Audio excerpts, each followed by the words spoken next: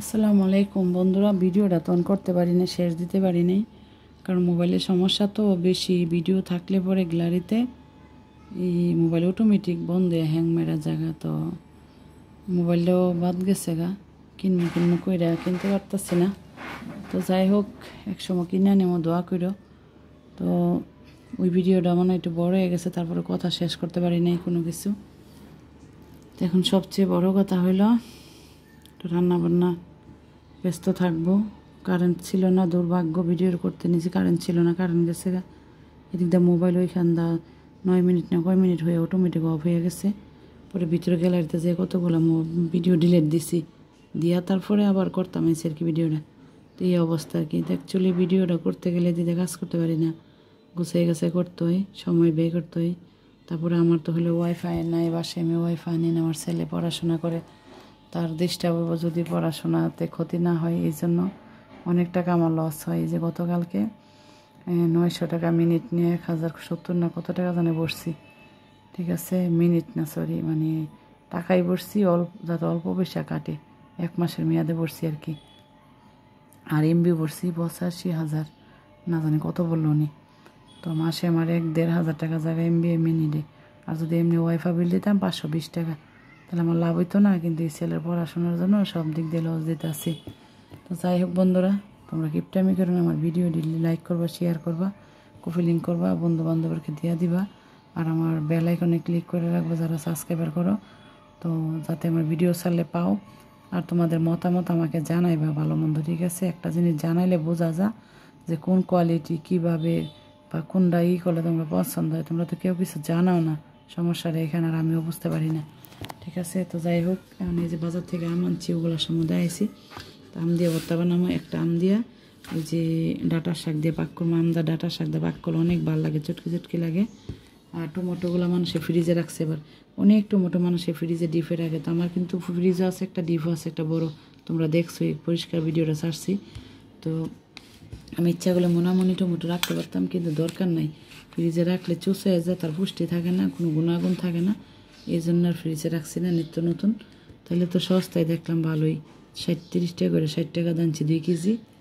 আর সবচেয়ে বড় কথা হলো এই যে আমার ছেলে যখন স্কুলে আমি টিফিন নিয়ে যাই প্রায় সময়, সাথে ছেলেগুলো আমাকে জিজ্ঞাসা করে, আনটি এই মোটা মোটা নুডলসগুলো করতে আনছেন বাহিরতে নাকি? তা আমি বলি যে না, বাহিরে না, আসছে বাংলাদেশে, কিন্তু আমরা তো এগুলো পাই না।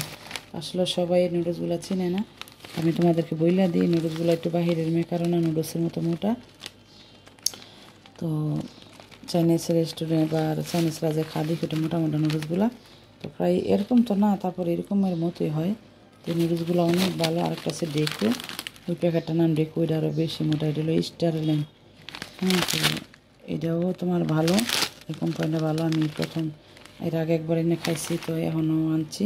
তো এইগুলো বাচ্চা পোলা বানালে গাই না, একটু সবজি টবজি দিয়ে ভাগ করবো, যার যেমন। আর সবজি দিলে সাথে এই যে এই মশলাটা দিবে, ঠিক আছে। আমি আবার সবসময় মশলাটা আনি, এটার নাম হইতেছে স্বাদ ম্যাজিক মশলা। এই যে এই মশলাটা দিয়ে সাথে অনেক টেস্টি লাগে। আর পাস্তা তো সবাই চেনে, পাস্তা সবাই চেনে, আর বলার কিছু না, যার যেভাবে ইচ্ছে এইভাবে রান্না করে খাইতে পারে। তবে আমার কাছে অনেক প্রিয়, মশলার কাছে প্রিয়। আমি একটু অন্যভাবে পাক করি পাস্তাটা, ঠিক আছে। তো এই পাস্তা পাক করে বাচ্চাদেরকে খাওয়াই, অনেক পুষ্টি। আর নুডলস, মিষ্টার নুডলস তো সবাই চেনে, আর এগুলো বলার কিছু না, এগুলো হলো শর্টকাট, বিপদের বন্ধু। দেখা গেছে সকালে নাস্তা বানাতে সময় পাও নাই, পট করে দিয়া দিবা, ঠিক আছে। যেমন আজকে আমি লেটে ঘুমাইছি, আমি বের হই 7:30, উঠি হইলো 5টা। আজকে আমি উঠতে পারি নাই, হঠাৎ করে জায়গা দিই 8:30-7টা বাজে গেছে। আর উপরে বাজে 35-30 মিনিট বাকি আছে। তো তাড়াতাড়ি কী করবো, পরে যে জেলি ছিল, ব্রেড ছিল, মাখাই দেওয়া দিছি, খাইয়া নিছি। তো এগুলো অ্যাকচুয়ালি ঝটপটের জন্য, সময় ওভারের জন্য, যারা ব্যস্ত থাকেন তাদের জন্য এইসবগুলো রাখা দরকার, জরুরি। যেমন এখানে আমি যে মিষ্টার নুডলস রাখছি, এটা আরও শর্টকাটে দিতে পারি। তো এইটা বেশি রান্না করতে সময় লাগে, তো এইগুলো মোটামুটি সময় লাগে। তো সবচেয়ে সময় লাগে বেশি এইটা, আর এইটা তেমন একটা সময় লাগে না, এই জন্য এটা আনছি। আর যেটা নিয়ে ভিডিও করা বারবার, এখন আবার করলাম, পুরোটা দিতে পারিনি। তো আমার পেটে অনেক কৃমি, আমি ওষুধ খাই কুলাইতে পারতেছি না। তো এখন প্রত্যেক দিন কদিন পর পর ওষুধ খাই, তো দিয়ে যে একটা কাজ করছি, হারবালের দোকানে গেছি, গিয়ে বললাম যে ভাই কৃমির ওষুধ আসেনি দেন। তো উনি বললো কৃমির ওষুধ না খাইয়া একটা কাজ করেন, এই যে পাতাগুলা খান, ঠিক আছে। তো এই পাতাগুলা চিনো কিনা আমি জানি না। তো ছোটোবেলা আমার দাদিয়ে এই যে এই পাতা পাইরা, এই যে এই পাতাগুলা পাইরা তারপর আনারসের মাঝখানে ডাকগড়া দিয়ে সেচ্চা একসাথে মিক্স করে 2 চামচ করে খাওয়াই দিত 3 দিন খালি পেটে। তো আগের দিন তো আর নাই, তো এখন যেহেতু আনারসের ডাকগড়া নাই কাছে, তো উনি বলছে এটা খাইলে চলবো, একই কাজ করে। তো এই পাতাটা তোমরা কেউ চিনে কিনা আমি জানি না, এক একজনে এক একটা নাম বলে। তো এটার নাম আমরা বলি ফটিক গিলা পাতা, এটার নাম আমরা বলি ফটিক গিলা পাতা, ঠিক আছে।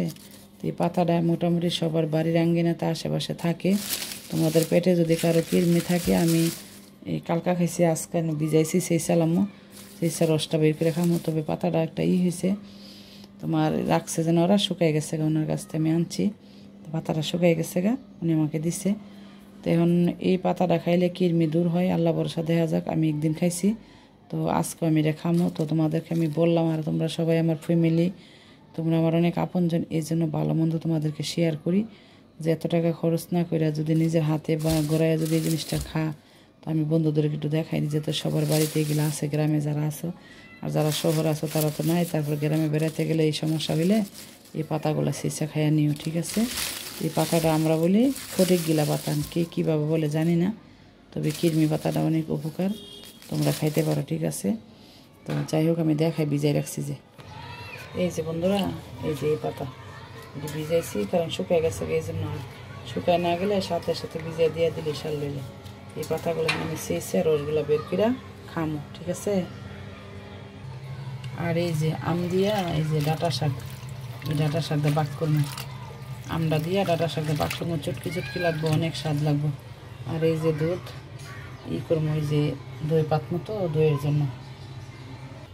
এই যে মাংস, ছেলে বিরিয়ানি খাইব, বিরিয়ানি পাক করবো ছেলের জন্য।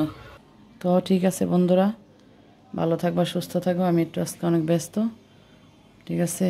তো সবাই সবার জায়গার থেকে সুস্থ থাকার চেষ্টা করবো, বাকিটা সুস্থ রাখ মালিক উপর আল্লাহ। তো খাওয়া দাওয়া করবা, নিজের যার যার প্রতি খেয়াল রাখবা, ছেলে মেয়েদেরকে বাইরে বের হতে দিবা না একা। সবাই যারা যারা গার্ডিয়ান আছে সবাইকে সবার মতো হেফাজতে রাখার চেষ্টা করবা, ভালো রাখবে আল্লাহ। তো ঠিক আছে বন্ধুরা, আজকের মতো বিদায় নিছি। হ্যাঁ, যদি ভুল ত্রুটি ক্ষমার দৃষ্টিতে দেখবেন, ভালো মন্দ আমাকে জানাবেন। আল্লাহ হাফেজ।